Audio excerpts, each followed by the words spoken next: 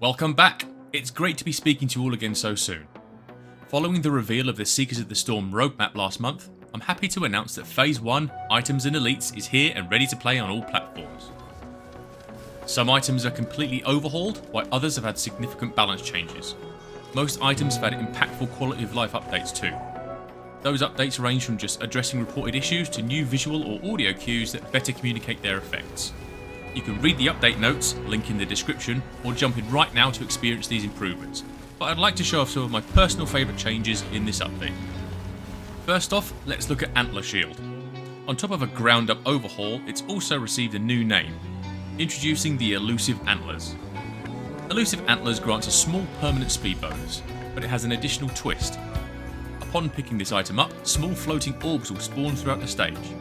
Collecting these will grant you an even larger speed boost, but only for a short amount of time. One of our larger goals with this phase was to reintroduce items that could improve some of the scarcer part of the item pool. With Elusive Antlers, we're hoping to give players another powerful way to gain movement speed, but in a way that feels more fun than just boosting flat stats. Breaching Fin, formerly the Knockback Fin, was called out as having a lack of synergies with other items in the game. We like the ability to launch enemies up into the air. Throwing a hermit crab in the air is objectively hilarious, but we wanted this to be an exciting moment for players to take advantage of. In pursuit of that goal, we've greatly increased the impact Breaching Fin has.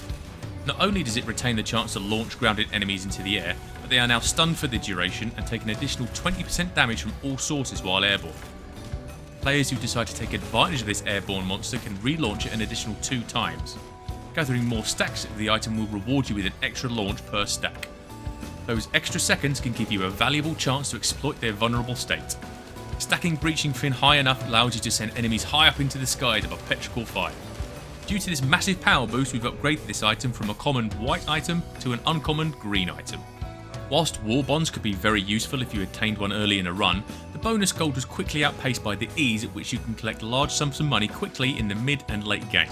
So it can seem like a somewhat disappointing item, especially considering its rarity. We've upgraded War Bonds to give it a completely new effect worthy of a red item.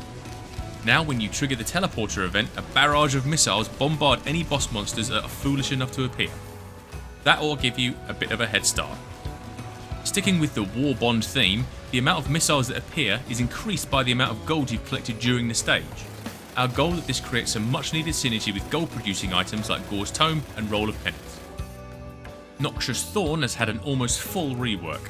Its effect now makes it one of the strongest items in the uncommon pool. Previously, this item had a chance to apply bleed to enemies that attacked you, and it also had a chance to increase stacks of other existing debuffs. This mechanic was a little unclear to players, and it was often challenging to tell when this item had actually taken effect. Now the Noxious Thorn has a 10% chance to inflict bleed on an enemy. Upon dispatching your enemy, 33% of all of its debuffs are transferred to another monster within a 20 meter range. Each stack of Noxious Thorn makes these debuffs jump to an additional enemy. With a small stack of this item and some other debuff-themed items like Gasoline and Symbiotic Scorpion, you can spread destruction to huge groups of enemies like never before. The other item changes included in Phase 1 include Chance Doll has had its item log changed to accurately represent its chance of effect. It's also received some visual improvements to let you know when it's successfully upgraded an item. Unstable Transmitter now turns the tables on your foes. Upon falling below 25% health, a glowing radius will appear around the player. Charge into enemies to have them teleported away, and it also applies bleed, just for good measure. Foes that die to this effect also extend the duration of the aura. Sonorous Whispers was a little bit too strong, so it's had its item drop rate from elites reduced to 4% while still retaining its guaranteed drop rates from large monsters. Don't worry, it's still a very strong item. Growth Nectar has had a buff to better reflect its legendary status. It now gives a 7% increase to all stats for each buff you have up to a maximum of 4. The stat increase and maximum number of stacks will both increase with each additional Growth Nectar you acquire. Electric Boomerang has had the interaction removed where it would apply bleed if you were carrying a Sawmerang equipment.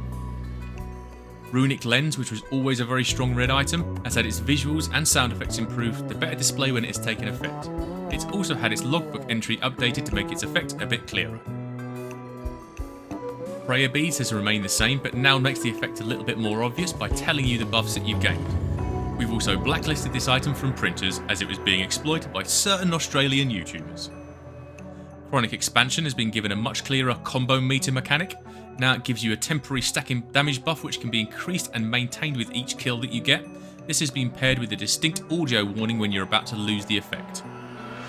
Luminous Shot now requires 3 stacks, still granted by using your secondary attack before being unleashed by your primary attack, but the damage output has been significantly boosted. As an extra bonus, the first stack of this item reduces your secondary ability cooldown by 20%.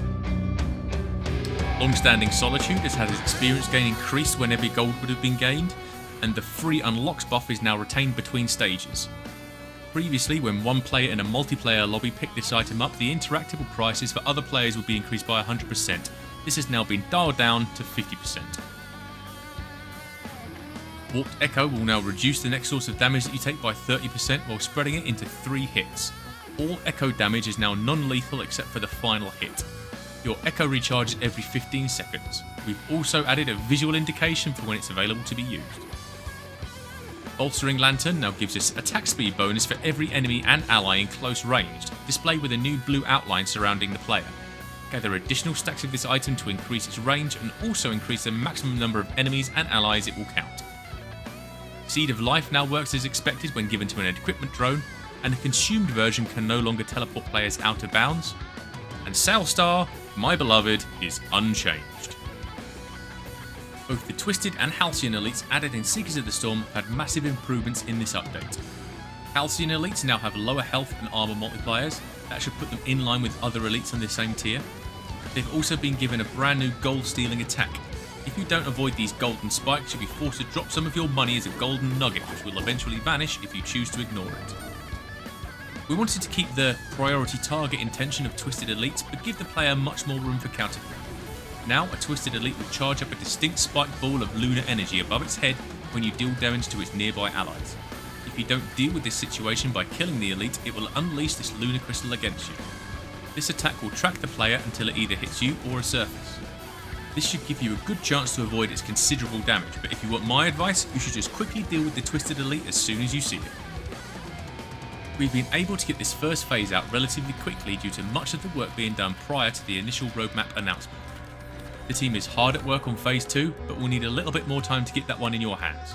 We'll be able to update you again in the new year. We'd love to hear all of your feedback on the changes we've made so far. The best place to do this is to send us your thoughts on Discord. The link, once again, is down in the description. Thanks again for all of the feedback and your continued patience while we get these updates out to you. Everyone here on the Risk of Rain team wishes you a fantastic festive season, and we'll see you early next year for the next phase of the Seekers of the Storm updates. Bye for now.